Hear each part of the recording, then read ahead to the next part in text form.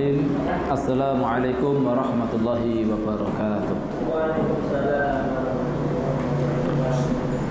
Innal hamdalillah nahmaduhu wa nasta'inuhu wa nastaghfiruh wa na'udzu billahi min shururi anfusina wa sayyiati a'malina. May yahdihillahu fala mudilla lahu wa may yudlil fala hadiya lahu. Asyhadu an la ilaha illallah wahdahu la syarika lahu. واشهد ان محمدا عبده ورسوله لا نبي ولا رسول بعده. قال الله تعالى في القرآن الكريم أعوذ بالله من الشيطان الرجيم بسم الله الرحمن الرحيم يا أيها الذين آمنوا اتقوا الله حق تقاته ولا تموتن إلا وأنتم مسلمون. وقال يا أيها الذين آمنوا اتقوا الله ولتنظر نفس ما قدمت لغد wattaqullah innallaha khabirum bima ta'malun. Wa qala Rasulullah sallallahu alaihi wasallam ittaqillaha haitsu ma kunta wa atbi sayyi'atal hasanata tamhuha wa khaliqin nasa bi khuluqin hasanin. Allahumma shalli wa sallim wa barik ala nabiyyina wa habibina Rasulillah Muhammadin sallallahu alaihi wasallam wa ala alihi wa ashabihi ajma'in. Amma ba'd.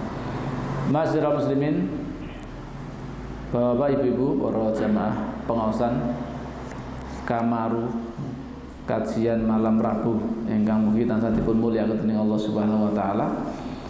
Ingkang sepindah tentunipun kita sami tansah munjakan ras pujian puji syukur wonten ing sadalem Allah Subhanahu wa taala kanthi ucapan alhamdulillahi rabbil alamin. Bersyukur ing dalem menika kita sami pinaringan kanugrahan kanikmatan ingkang agung saking Allah. Katitik ing dalem menika kita sami dipun paringi gampil anggenipun ndumukeni majelis ingkang mulia, majelis ilmu, majelis taklim, majelis ingkang dipun bangga-banggakan dening Allah Subhanahu wa taala, majelis ingkang dipun padosi dening para malaikat. Niki majelis ingkang luar biasa sanadyan suasananipun menapa menika rada ngriwis ananging panjenengan dipun paringi gampil melangkahkan kakinipun panjenengan nggih menika menuju majelis ilmu menika estu menika kemuliaan keutamaan ingkang luar biasa. Hadir wonten majelis ilmu kados mekaten kathah saestu keutamaan-keutamaanipun. Nggih setunggal paling boten kita sami menika badhe pikantuk napa menika ketenangan hati, ketentraman jiwa itu kanthi hadir dalam majelis ilmu. Wa mastamat qaumun fi baitin min buyutillah yatluna kitaballah wa yatadarasunahu bainahum illa nazalat alaihimus sakinah. Turun kepada mereka yaitu as-sakinah, rasa tenang. Dan rasa tenang menika ngoten menika napa menika dados perkawis ingkang dipun betahaken bagi hati kula lan sami menika. Nggih. Semanah kula sami menika saged bahagia menika menawi dalam suasana yang tenang, tentram, damai, boten wonten napa menika gundah gulana dan lain sebagainya. Lah di antara sarana untuk meraih ketenangan hati itu hadir dalam majelis ilmu. Karena di dalam majelis ilmu menika dipun emutaken babagan akhirat. Dipun sebat asmanipun Allah Subhanahu wa taala. Tiyang ingkang mukmin sejati menalika dipun sebat asmanipun Allah menika hatinya bergetar wa idza tuliyat alaihim ayatuhu zadatsum imana. Dan apabila dibacakan kepada mereka ayat-ayat kami zadatsum imanan maka bertambahlah bagi mereka keimanannya. Imanipun badhe tambah. Pramila hadir wonten majelis ilmu kados mekaten menika saestu dados kebutuhan secara rohani kita. Nggih. Pramila dipun sempat-sempataken nggih.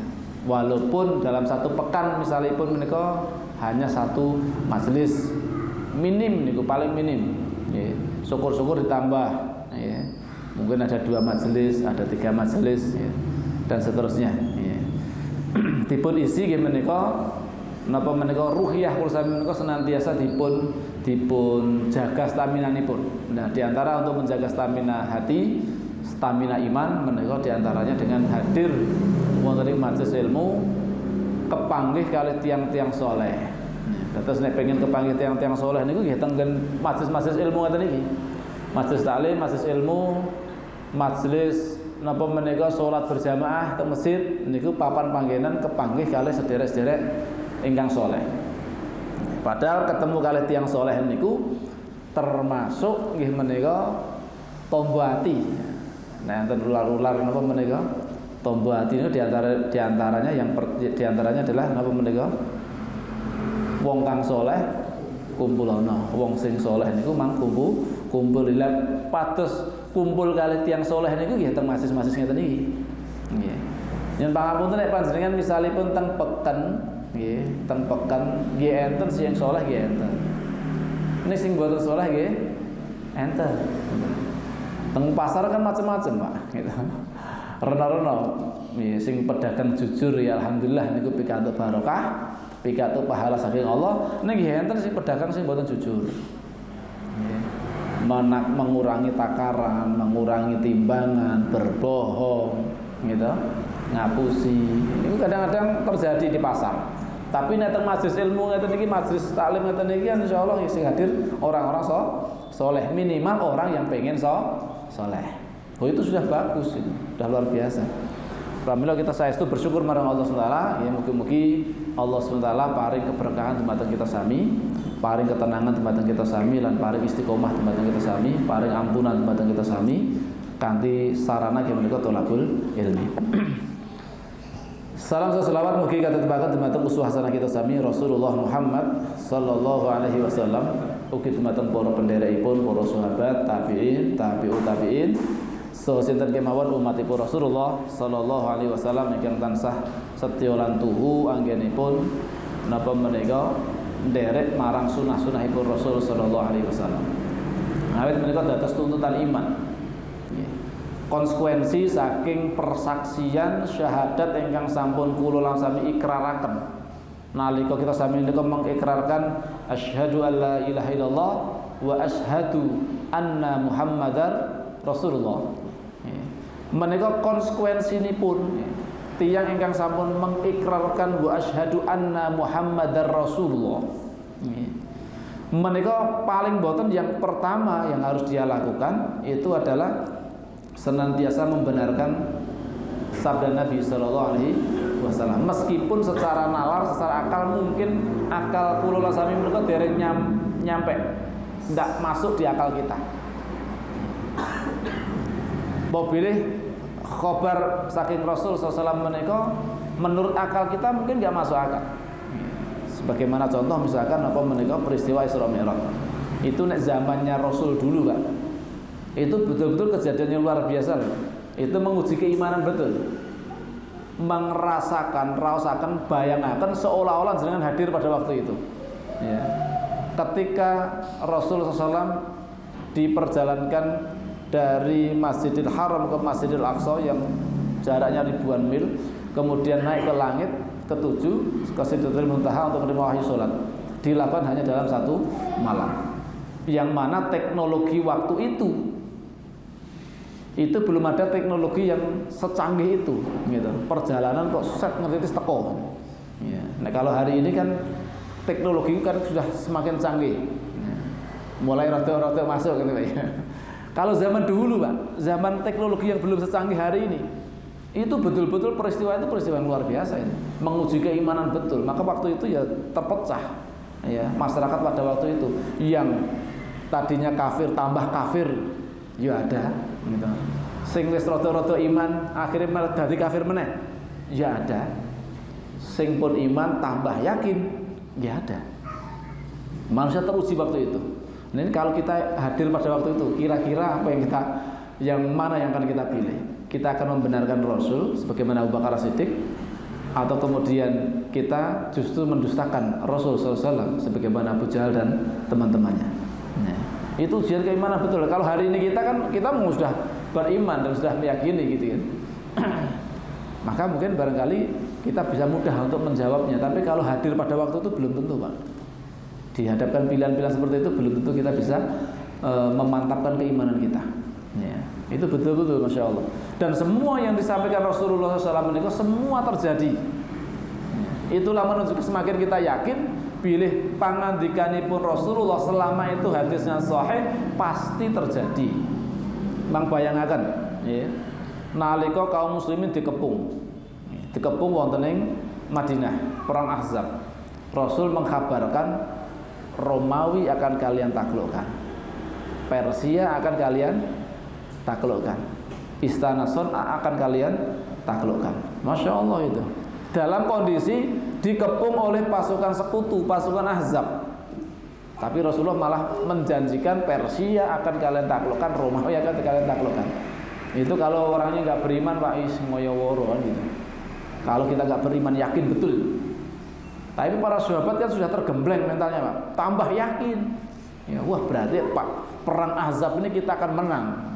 Kalau kalah kan nggak mungkin, Pak. Rasul menjanjikan penaklukan Romawi, Persia dan seterusnya itu. Nggak mungkin. Tapi itulah kemudian masanipun Umar bin Khattab, janji Rasulullah itu semua terwujud. Di zamanipun gimana kau Umar bin Khattab, nggak tanggung-tanggung. Ya. Tidak satu lawan satu, Pak. Dilawan sekaligus dua-duanya. Romawi, Persia semua dilawan dalam satu waktu yang sama. Gitu. Pasukan kaum muslimin dibagi menjadi dua. Ada pasukan yang di Syam, ada pasukan yang di Persia, Irak dan Iran. Sekaligus, Bapak, yang dihadapi itu bukan negara cepete-cepete gitu. Negara superpower waktu itu gitu. Sudah berkuasa ribuan tahun mungkin ya kan. Romawi dan Persia ini terus ya kokoh luar biasa. Tapi tumbang ya. Dua-duanya tumbang dengan kekuatan yang baru lahir yang namanya kaum muslimin. Kenapa kaum muslimin dimenangkan? Padahal kelompoknya kecil, Pak. Jumlahnya sedikit, tapi menang. Itulah pertolongan Allah. Kalau Allah sudah menolong hamba-hambanya karena ketakwaan mereka, kemudian Allah memberikan pertolongan, maka tidak ada seorang pun yang bisa menghambatnya. Tidak akan bisa menghalang-halangi pertolongan dari Allah Subhanahu wa Ta'ala.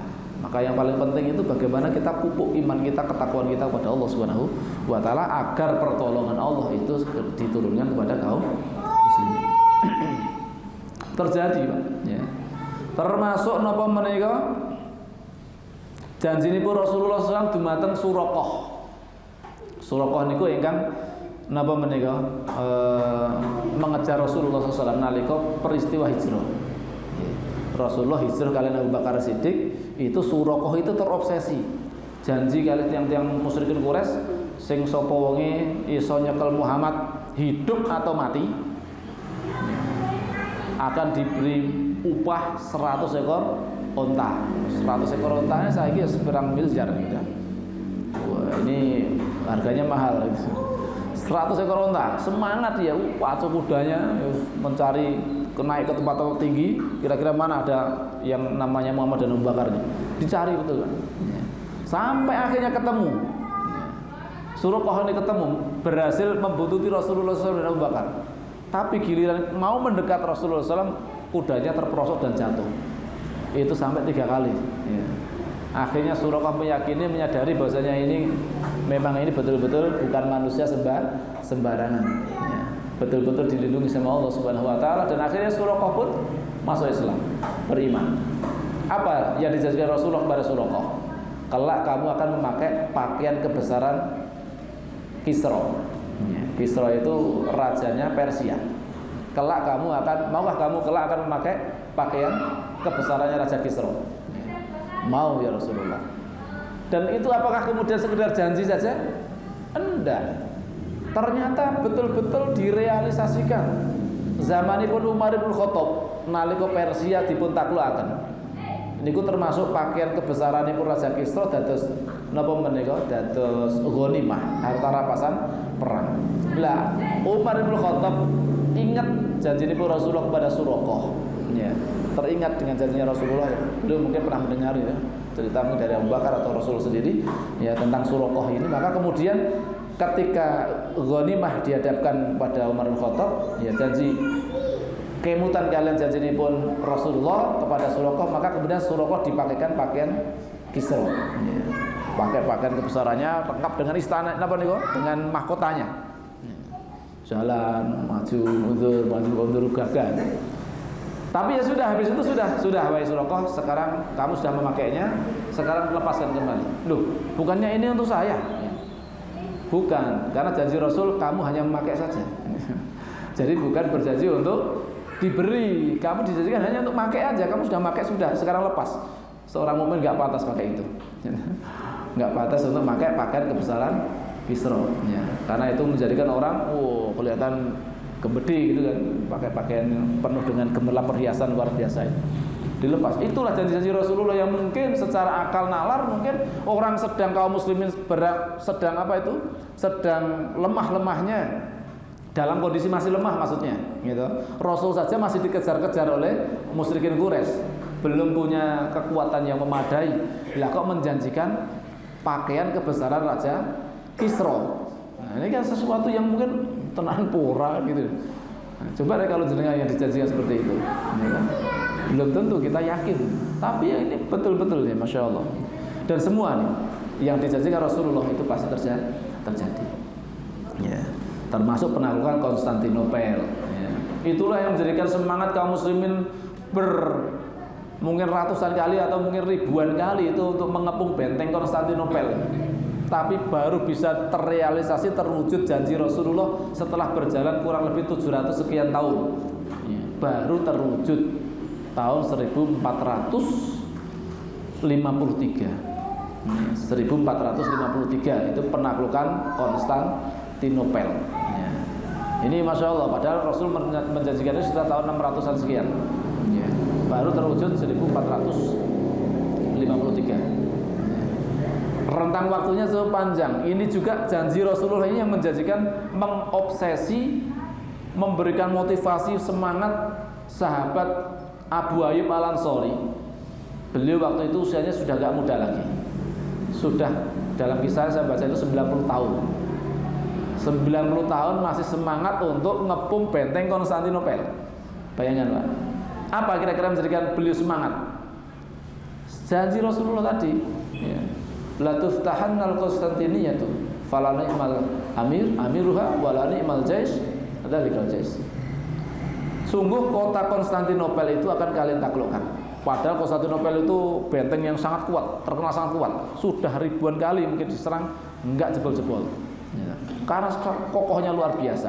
Benteng alamnya juga kokoh, kemudian benteng depannya juga kokoh. Sulit ditembus. Ya. Tapi Rasul menjanjikan itu, la tuftahannal Konstantiniyah. Sungguh-sungguh Konstantinopel akan kalian taklukkan. Wala ni'mal amiruha, dan sebaik pemimpin adalah pemimpinnya, dan sebaik pasukan adalah pasukan yang ikut serta di dalamnya. Maka Abu Ayyub Al-Ansari ini terobsesi, saya pengen ya, yang dijanjikan sama Rasulullah itu menjadi pasukan terbaik, meskipun usianya sudah nggak muda lagi, 90 tahun Pak. Akhirnya ya 90 tahun ya sakit-sakitan di perjalanan, meninggal dunia di perjalanan. 90 tahun loh Pak, gitu. Tapi apa yang menjadikan apa itu pelajarannya? Semangat beliau itu 90 tahun jadi semangat jihad, bayangin. Kan jenengan usia 80, 50 terus ngaku tua. Nah, aku wis tua wis ben cah nom-nom kuwi. Masih berjuang cah nom-nom kuwi, wis tua. Nek bahasa berjuang ngakuni tua. Nah ini kalau sahabat itu masya Allah ya. Rasulullah itu 55 tahun baru perang. Rasul ya, usia 55 tahun itu baru turun di medan perang Badar itu. Itu kan usia beliau kan 55 tahun. Abu Bakar sudah 53 tahun. Sahabat yang lain ya, ada lebih tua, ada lebih muda. Gitu. Tapi semangatnya mereka untuk berjuang luar biasa. Ya, nggak kenal lelah sampai Rasulullah wafat. Ini sahabat juga seperti itu ya. Semangatnya itu perlu kita tiru dan kita contoh semangat juangnya itu. Saking semangatnya itu sampai beliau berpesan, tolong makamkan saya, itu berpesan sebelum meninggalnya ya, tolong makamkan saya di tempat yang paling dekat dengan benteng musuh. Bayangkan, suruh bawa jenazahnya, suruh bawa Pak, kon gotong ya, orang-orang Romawi yang melihat dari atas benteng itu ya kaget, terheran-heran. Itu orang sing semangat perang orang sing urip, sing mati bareng semangat melu perang. Jadi gotong Pak di bawah itu. Ya, akhirnya dimakamkan di tempat yang paling dekat dengan benteng musuh. Ya, ini luar biasa itu. Semangatnya beliau. Bapak Ibu yang dirahmati Allah Subhanahu wa taala, nggih. Niku sebagai prolog saja, di antaranya itu maka kita benarkan ya. Semua yang disabdakan Rasul harus kita benarkan. Kemudian kita juga mentaati apapun yang diperintahkan Rasulullah dan juga yang dilarang oleh Rasulullah sallallahu alaihi wasallam. Ya, pastikan itu kita taat karena itu adalah perintah dari Allah Subhanahu wa taala. Kalau kita pengen masuk surga, kuncinya ya taat kepada Rasul. Kok taat sama Rasul toh, Ustaz? Kok bukan sama taat sama Allah? Jenengan taat sama Rasul itu sudah sama artinya taat kepada Allah. Man ata'ar Rasul faqad ata Allah. Barang siapa taat kepada Rasul maka sungguh dia telah taat kepada Allah. Dan itu tidak berlaku kebalikan. Jenengan taat sama Allah dengan meninggalkan ketaatan pada Rasulullah, tidak mungkin. Tidak bisa. Tapi jenengan itu taat kepada Rasul, otomatis taat kepada Allah Subhanahu wa taala. Ya. Maka perintahnya kita diperintahkan untuk taat kepada Allah dan Rasulnya. Ya. Di antaranya itu tadi. Ya. Yang diperintahkan Rasulullah kita laksanakan maksimal, pasti baik. Semua yang disampaikan Rasulullah kalau itu adalah perintah Rasul SAW, kalau kita laksanakan pasti bagus hasilnya. Sebaliknya, nek enten larangan saking Rasul SAW, kalau kita terjang larangannya pasti hasilnya keburukan ya. Itu kita yakini karena memang taat kepada Rasul itu tuntutan konsekuensi dari iman kita. Dan apabila kita pengen masuk jannah, kuncinya ya taat. Man ata'ani dakhalal jannah. Sing sapa wong taat marang ingsun Rasul pasti masuk surga. Konsekuensi berikutnya syahadat wa asyhadu anna Muhammadar Rasulullah, kita mesti mencintai Rasul ya, lebih dari cinta kita kepada seluruh manusia. Ini juga konsekuensi dan tuntutan dari iman. Karena Rasulullah SAW bersabda, la napa menika walladzi nafsu Muhammadin biyadi. Demi zat yang jiwa Muhammad itu berada dalam genggamannya, maksudnya demi Allah. Ya. Rasul bersumpah demi Allah, demi zat yang jiwa Muhammad berada dalam genggamannya, maksudnya demi Allah. La yu'minu ahadukum, tidaklah beriman salah seorang di antara kalian hatta akuna ahabba ilahi min walidihi wa waladihi wan nasi ajmain. Sehingga aku Rasul sallallahu alaihi wasallam itu lebih dia cintai dibandingkan cintanya kepada bapak-bapaknya, cintanya kepada anak-anaknya, dan cintanya kepada seluruh umat manusia. Ini konsekuensi iman. Ya. Kalau kita ingin sempurna imannya, ya berarti harus merealisasikan itu. Ya. Menjadikan Rasulullah itu yang lebih kita cintai. Dan barang siapa yang semakin besar cintanya kepada Rasulullah SAW, maka menunjukkan imannya juga semakin kuat, semakin sempurna. Sebaliknya semakin tipis cinta kita kepada Rasulullah, semakin berkurang cinta kita kepada Rasulullah, iman kita juga jauh dari kata sempurna. Ya. Karena memang la yu'minu ahadukum, tidak beriman salah seorang di antara kalian itu, para ulama menerangkan maksudnya adalah tidak sempurna imannya.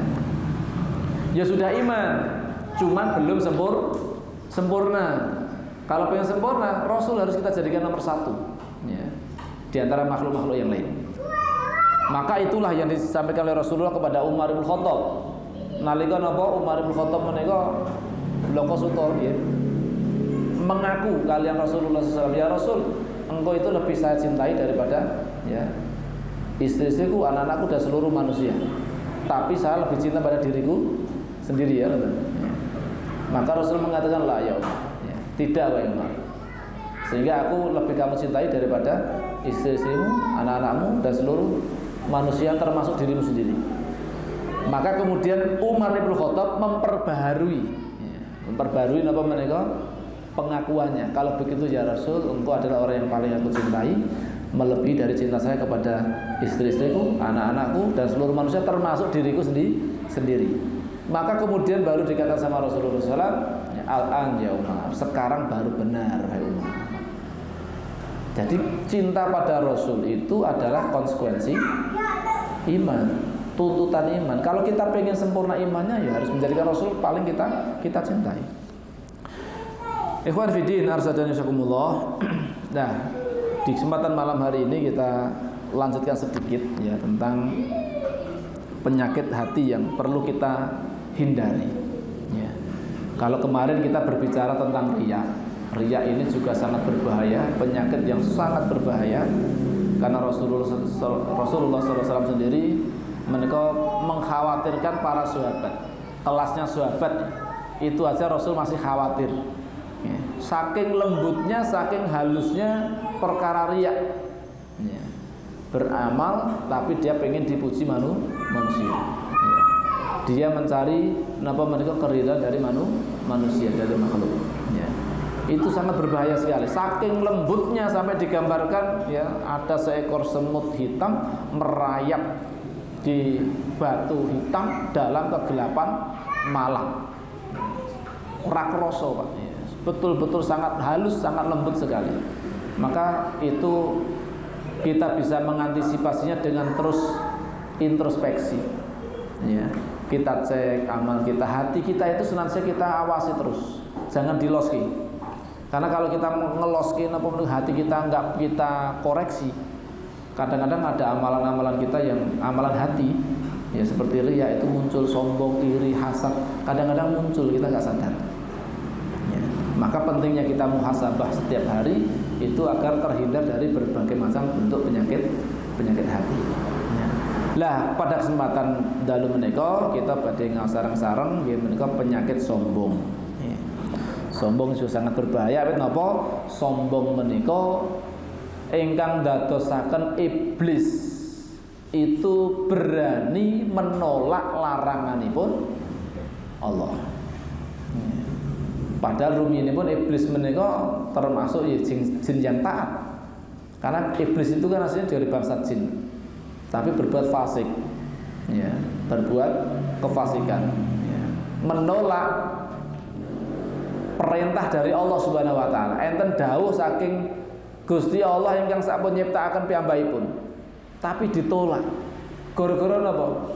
Sombong. Terjangkiti penyakit kiber. Merasa dirinya lebih baik daripada Adam, itu yang menjangkitinya. Sehingga dia pun kemudian menolak, berani menolak perintah Allah. Padahal perintahnya cuma satu, suruh sujud. Sujudnya dalam rangka menghormati Adam, bukan untuk menyembah Adam. Wa qulna lil malaikati isjudu li Adama fasajadu illa iblis aba wastakbar wa kana minal kafirin. Ini sebabnya kenapa iblis enggak mau sombong, enggak mau menyembah, enggak mau sujud pada Adam. Aba wastakbar, enggan dan sombong. Dalam ayat yang lain disebutkan ana khairun minhu, aku itu lebih baik daripada dia. Khalaqtani min nar wa khalaqtahu min tin. Aku diciptakan dari api, sedangkan dia itu hanya dari tanah. Mosok api suruh sujud pada tanah, gengsi. Akhirnya apa? Iblis pun terusir, terlaknat dari surga, ditetapkan sebagai penghuni neraka untuk selama-lamanya. Ini bahayanya kiber, dan kiber itu menika dados penghalang kula sami mereka masuk surga. Selama masih ada kesombongan dalam hati kita, meskipun seberat zarrah, tidak akan masuk surga. Ngeri tak Pak? Padahal potensi sombong itu sangat memungkinkan, karena sombong itu banyak macamnya nanti. Ya, akan kita bahas di sini insyaallah. Allah Subhanahu wa taala berfirman, "Kadzalika yatba'ullahu ala kulli qalbin mutakabbirin jabbar." Demikianlah Allah mengunci mati hati orang yang sombong dan sewenang-wenang. Orang yang sombong dikunci mati oleh Allah Subhanahu wa taala. Kenapa? Karena dia merasa baik, merasa lebih baik, lebih unggul daripada yang lain. Ini yang menjadikan hatinya semakin terkunci mati. Nek orang itu sudah merasa dirinya lebih baik, itu sulit menerima kebenaran dari orang lain, apalagi orang yang dianggap lebih rendah dibanding dirinya.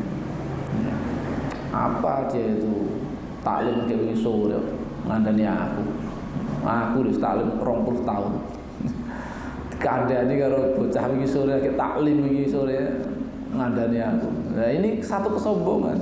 Padahal nasihat dari siapapun, kalau itu nasihat benar kita terima. Termasuk di antara hikmah itu orang-orang yang soleh itu ya sampai dia betul-betul orang yang alim itu dia mau menerima ilmu itu dari siapapun, termasuk yang dari mungkin derajatnya lebih rendah daripada dia. Hatta anak-anak sekalipun. Ya, kita bisa ngambil itu kalau memang itu yang perkataannya benar. Ya. Jangankan anak-anak dan manusia ini. Syaitan aja. Pernah dengar ya kisahnya Abu Hurairah nangkep pencuri. Ya kan? Abu Hurairah suatu ketika suruh menjaga harta zakat. Ya, tiba-tiba datang pencuri, ya kemudian ditangkap sama Abu Hurairah, ya akan saya bawa kepada Rasulullah. Wah, mohon jangan tolong jangan, ya apa itu kasihanilah saya. Ya, dia begitu merengek-rengek akhirnya dilepaskan ya kasihan lah ya, kasihan mungkin dia orang dianggapnya seperti orang miskin. Akhirnya apa? Dilepaskan sama Abu Hurairah, lapor sama Rasulullah, ya kemudian sama Rasulullah nanti malam dia akan datang lagi. Ya, maka kalau didapati tangkap ya. Maka betul jaga lagi, datang lagi.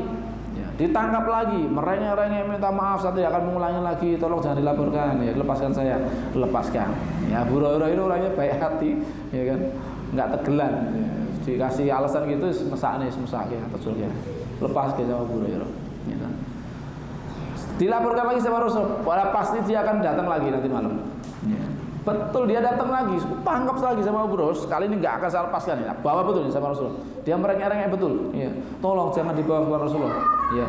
Sebagai imbalannya saya kasih tahu satu ilmu. Ya. Rahasia dari iblis, dari setan. Setan itu tidak berani menggoda ya orang yang sebelum tidurnya itu membaca ayat kursi. Ya. Maka setelah itu dilepaskan sama Abu Hurairah. Maka lapor sama Rasulullah SAW. Begini-begini laporan akhirnya ya dia benar meskipun dia seorang pendusta. Dalam hal ini benar yang disampaikan oleh iblis atau setan itu yang waktu itu benar ya.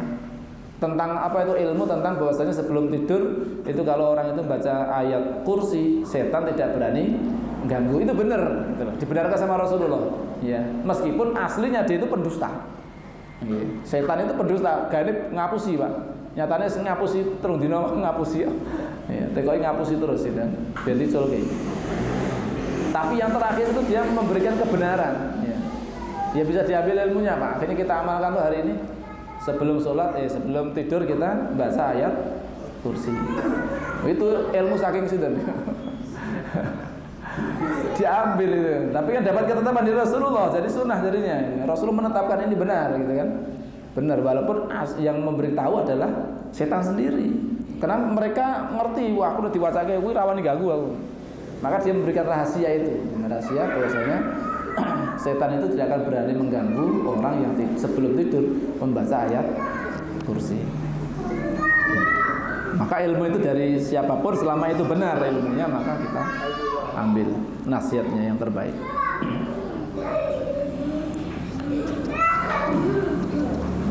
Dalam ayat yang lain disebutkan innahu la yuhibbul mustakbirin, sesungguhnya Allah tidak menyukai orang-orang sombong. Allah tidak suka pada orang yang sombong. Innal ladzina yastakbiruna an ibadati sayadkhuluna jahannama dakhirin.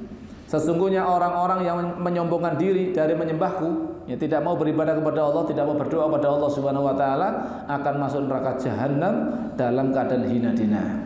Ya, karena menyombongkan diri tidak mau ibadah di mata Allah. Rasulullah SAW mungkin bersabda, al kibriya'u ridai wal 'azamatu izari. Faman naza'ani wa ahadan minhuma alqaituhu fi nari jahannama wala ubali. Allah Azza wa Jalla berfirman, kesombongan ialah pakaianku. Yang berhak pakai hanya Allah. Nek Allah sombong ya wajar, memang Allah begitu. Memang Allah yang mampu segala-galanya kok. Ya kan? Maka itu pakaian Allah. Sombong itu hanya pakaian milik Allah saja. Yang lain enggak boleh pakai itu. Ya. Tidak boleh pakai. Kesombongan ialah pakaianku dan keagungan ialah sarungku. Barang siapa yang hendak menentangku, yaitu berperilaku dengan salah satu di antara sifat ini, maka aku akan melemparkannya ke dalam neraka jahanam dan aku tidak memperdulikan lagi. Enggak diurus. Ini Masya Allah. Allah juga Rasulullah juga bersabda, la yanzurullahu yaumal qiyamati ila man jarra izarahu baqaran. Pada hari kiamat Allah tidak akan melihat dengan pandangan rahmat kepada seseorang yang memanjangkan sarungnya melebihi mata kaki karena sombong. Ya, ini masalah isbal, ya.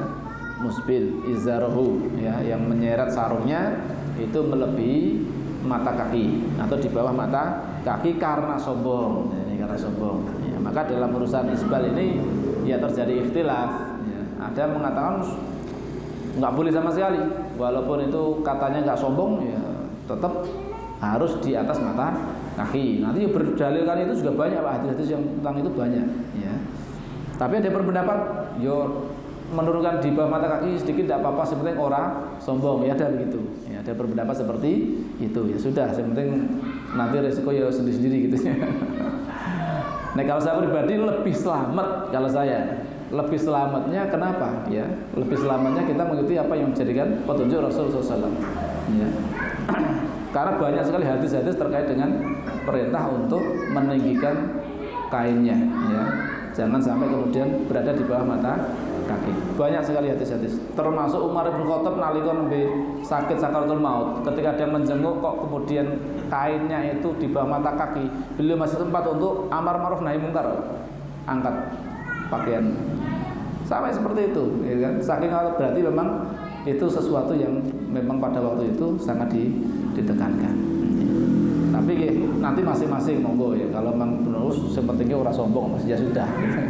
Tapi kalau saya pribadi saya memilih untuk lebih hati-hati. Kan nggak ada salahnya juga sih. Ya.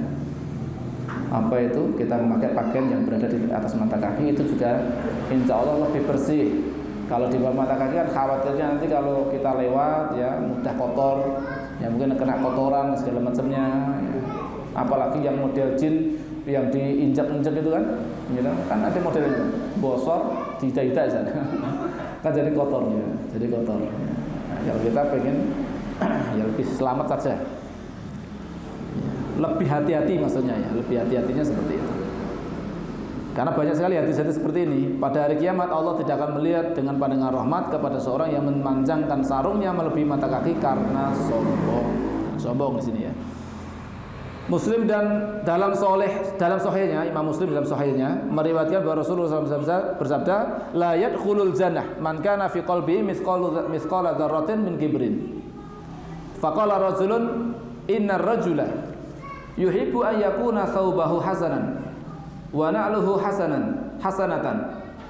Faqala innallaha jamilun yuhibbul jamal. Al-kibru batarul haq wa ghamtun nas.